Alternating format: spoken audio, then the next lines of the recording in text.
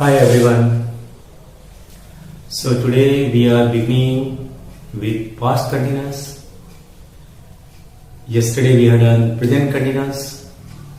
So it becomes very easy. Once we understood present continuous, then changing to past continuous is a very simple task. So today we are going to learn about that. Just be attentive a little bit. Within 10 minutes you are going to understand everything. So let's start now. Already I written transformation here. Transformation मैंने यहाँ पे लिख के रखा है. Present continuous to past continuous transformation हम कैसे करते हैं? How to do transformation from present continuous to past continuous? Is RM is changing to was verb. This one only you have to remember. क्या याद रखना आपको? Is RM change होके किस में जा रहा है? Was verb में. और फर्स्ट फॉर्म प्लस आईएनजी वैसे ही रहेगा जैसे यहां था वैसे यहां रहेगा. आई होप समझ में आ गया होगा. हिंदी देख लो क्या चेंजेज आएगी. जहां रहा है रही है रहे आ रहा था इससे बन रहा था वो अब हिंदी यहां पे रहा था रही क्या जाएगा. मतलब क्रिया यहां पे बंद होते ही किसमें चेंज हो जाता है? पास्ट कंटिन्यूअस में. बस प्रेजेंट कंटिन्यूअस का भूतकाल पास्ट कंटिन्यूअस, इसलिए पास्ट कंटिन्यूअस. प्रेजेंट कंटिन्यूअस जब चल रही है और जैसे वो बंद होगी वो पास्ट कंटिन्यूअस में आ जाएगा. ऑलरेडी 2 एग्जांपल्स आई रिटर्न. मैंने 2 एग्जांपल्स लिख के रखे हैं. सी इज प्लेइंग, वो खेल रही है, क्रिया बंद हो गई, स्टॉप. सी वाज प्लेइंग, वो खेल रही थी. That's it. इतना आसान है. यू आर गॉसिपिंग, तुम गप्पे हाँक रहे हो. सभी लोग गप्पे हाँकते रहते हैं आजकल. बंद हो जाएगी गप्पे हाँकना तो क्या हो जाएगा? यू आर गॉसिपिंग, तुम गप्पे हाँक रहे थे. बात खत्म हो गई. Transformation clear? I hope so. चलो पूरा डिटेल्स देख लेते हैं पास्ट कंटिन्यूअस का क्या क्या हमें और आना चाहिए. सो डेफिनेशन ये बन जाती है this tense show that an action was in progress. इसका मतलब हो गया कि ये टेंस प्रदर्शित करती है कि क्रिया चल रही थी इन द पास्ट. हिंदी में भी लिख दिया मैंने, क्रिया चल रही थी भूतकाल में. जैसी भी हिंदी है लिखने की कोशिश की है और हिंदी आना ही चाहिए मुझे भी, सभी को. We are all Hindi spoken. Hindi का अपना प्राइड है, वो भी हमें मेंटेन करना है. साथ में हमें अंग्रेजी भी सीखना है because it is an international language. और कॉम्पिटिटिव एग्जाम के लिए सीखना है, हमारे पढ़ाई में लिखना है, सीखना. सॉरी, इंग्लिश मीडियम वालों को सब कुछ अंग्रेजी में लिखना होता है तो उसलिए अंग्रेजी सीखना है. तो अंग्रेजी का अपना महत्व अलग है. बट मैं कभी भी ये नहीं कहता हूँ कि हिंदी नहीं सीखना चाहिए. हिंदी भी अच्छी तरीके से ही आना चाहिए. हिंदी सेंटेंस इसीलिए मैं कह रहा था कि हिंदी सेंटेंस से मैच करा लेते हैं किस चीज को तो हमारे लिए आसान हो जाता है. और mind speaks in Hindi only, तो वो हिंदी इसलिए हमें थोड़ा और ज्यादा हेल्प कर देती है. हिंदी सेंटेंस एंड्स विथ रहा था रही रहे थे. वो खा रहा था, वो आ रहा था, वो जा रहा था, वो सो रहा था, वो पढ़ रहा था, वो लिख रहा था. कुछ भी ऐसा दिमाग में आ रहा है आपको ये वाली फॉर्मेशन यूज करनी है जो यहाँ पे लिखी हुई है. तो चलो ये भी हो गया आपको कि हिंदी कैसे एंड होगी. अब जहां तक एडवर्ब्स है जो कि बहुत ही इंपॉर्टेंट फैक्टर है हमारे लिए, क्योंकि जो फिलिंग द ब्लैंक्स हैं वो बहुत ही इंपॉर्टेंट होते हैं मार्क्स स्कोर करने के लिए. और उसमें हमें यही सारे एडवर्ब्स के साथ में ये दे देते हैं और हमें आइडेंटिफाई करना होता है. तो बहुत ही आसान सा तरीका है कैसे याद रखा जाए कि जहां पर प्रेजेंट कंटिन्यूअस में दिस आ रहा था वहां पे दैट आ गया तो एट दिस टाइम की जगह क्या हो गया? Eight that time. At that moment बन गया एट दिस मोमेंट का. और दिस डेज का क्या बन गया? Those days. मतलब at this time at that time में चेंज हो गया. At this moment at that moment में चेंज हो गया. दिस डेज दोज डेज में चेंज हो गया. इतना आसान है. लेकिन यहाँ पे मैंने एक टिप्स लिखा है, वो टिप्स बहुत इंपॉर्टेंट है. क्या होता है एग्जामिनर जो है थोड़ा कंफ्यूज करने के लिए, because exam is what? Confusion. To create confusion among students. जो होशियार होते हैं, होशियार का मतलब क्या है? उनका कंसेप्ट क्लियर है. बस इतनी सी बात होती है और कोई फर्क नहीं होता है. होशियार कौन है? जो बार बार पढ़ता है, जो चीजों को बार बार दोहराता है, वो इंटेलिजेंट है. जो ज्यादा पढ़ेगा वो ज्यादा इंटेलिजेंट बनेगा. इसलिए पढ़ो जितना पढ़ सकते हो. तो इसमें यही टिप्स बताने वाला था कि पास्ट कंटिन्यूअस का एडवर्ब के साथ में अगर पास्ट सिंपल का एडवर्ब जोड़ के दे देते हैं आपको तो आप कंफ्यूज हो सकते हो. हो सकता है आप पास्ट सिंपल का रूल लगा के आ जाओ, पास्ट सिंपल के हिसाब से भर के आ जाओ प्लान. ऐसा नहीं होगा.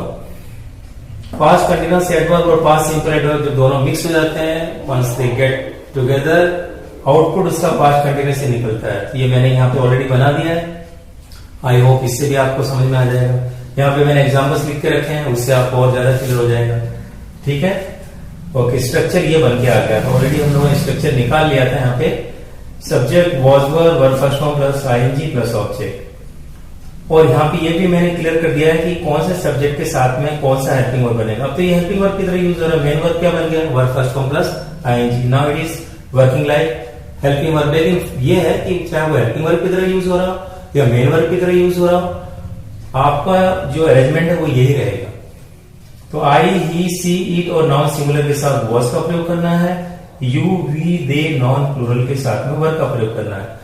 कई लोगों को मन में आ रहा है कि आई के साथ वर्ब भी देखा है, लिखा हुआ मैंने कई जगह पे। हाँ, आता है कंडीशनल में, वो मैं आपको बाद में बताऊंगा। लेकिन पास्ट कंटिन्यूअस के लिए जो अरेंजमेंट है वो यही है। आई होप ये क्लियर हो गया होगा आपको। अब मैंने एक हेडिंग बना के रखी हुई है already, how to fill the blanks, की ब्लैंक्स कैसे भरा जाए। तो नेचुरली पहला काम हमें एडवर्ब को ही देखना होता है कि एडवर्ब देख लें कि कौन सा एडवर्ब है, उसके हिसाब से। मान लो मैंने मिक्स करके लिख दिया, यहाँ पे एट दिस टाइम भी लिखा है, एट दैट टाइम भी लिखा है। जहां पे आप दिस देख रहे हो, नेचुरली वो किसके लिए आएगा, प्रेजेंट कंटिन्यूअस के लिए। तो कौन से फॉर्मेट से भरेंगे, किस फॉर्मेट से भरेंगे, तो क्या हो जाएगा, Ram is sleeping at this time, Ram सो रहा है इस वक्त। Ram was sleeping at that time, उस वक्त राम सो रहा था, इसीलिए एट दैट टाइम है, तो आपको पास्ट कंटिन्यूअस को भरना पड़ेगा। अब उससे भी एक बड़ा टिप्स और ये है कि अगर एट दैट टाइम है तो ये पास्ट कंटिन्यूअस का है, और यस्टरडे भी है तो पास्ट सिंपल का है। मतलब पास्ट का कोई भी एडवर्ब आ जाए, कोई भी पास्ट का एडवर्ब है, और आपको बी फॉर्म ही दिया गया सिर्फ भरने के लिए।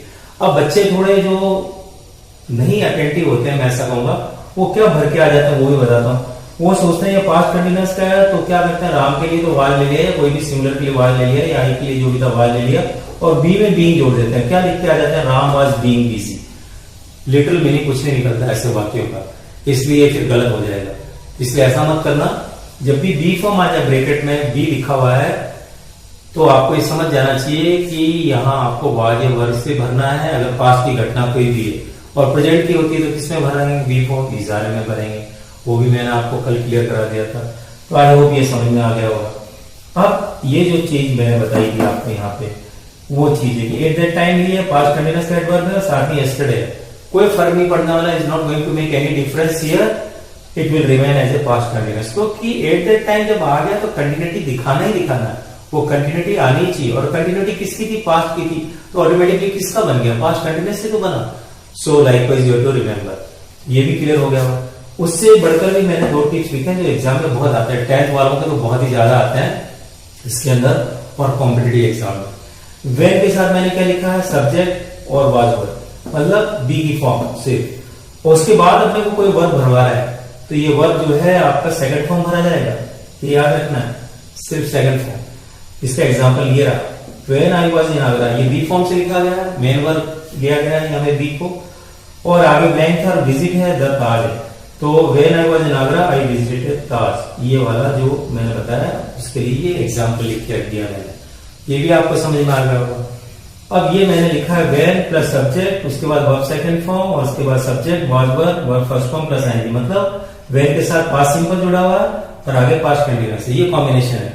ये आगे पीछे हो सकते हैं टेंस, ये वाला इधर आ सकता है, ये इधर जा सकता है, मैंने एरो से ऑलरेडी बना दिया है। ये कैसे अब सिद्ध करेंगे, दो एग्जांपल मैंने नीचे लिखे हैं। व्हेन आई मेट हिम, ये वाला आ गया structure, first second form. He was going market, अगर गो दे दिया है तो यहाँ पे पास्ट कंटिन्यूअस आएगा। अब इसको मैंने इधर कर दिया और इधर ब्लैंक बना दिया, तो when he was going market, I और ब्लैंक है, मीट दे दिया है फिलिंग द ब्लैंक भरने के लिए, तो मेट आ जाएगा। तो आई होप ये भी आपको समझ में आ गया होगा। तो क्या होता है कि एग्जामिनर आपको कंफ्यूज करने के लिए कुछ ऐसा आगे पीछे कर सकते हैं। कंसेप्ट है, पास्ट कंटिन्यूअस के साथ कोई भी घटना घट रही है तो सेकंड फॉर्म होगा, बी फॉर्म के साथ कुछ भी लिखना है आगे तो पास्ट सिंपल में लिखेंगे। ये सब टिप्स है। कुछ वर्ब है जो स्पेशल है, कि जैसे मीट है, रीच है, सी है, और उसके सेकंड फॉर्म क्या हो गया, रीच्ड हो गया, सो हो गया, मेट हो गया, ये दिया हुआ वेन के साथ में, और आगे आपको कुछ भरना है तो नेचुरली वो कंटिन्यूअस में भरा जाएगा पास्ट के, और पहले से पास्ट कंटिन्यूअस दे दिया गया और ये सारे कोई वर्ब है तो वो सेकंड फॉर्म में आ जाएंगे, तो आगे पीछे ही कर देते हैं। I hope everything is clear to you all. So now as we know that we are going to join live classes, और लाइव क्लास के अंदर कोई भी डाउट है तो आप पूछ लें। For now and for today Now it's over. So we conclude this and now joining the live class. Bye bye.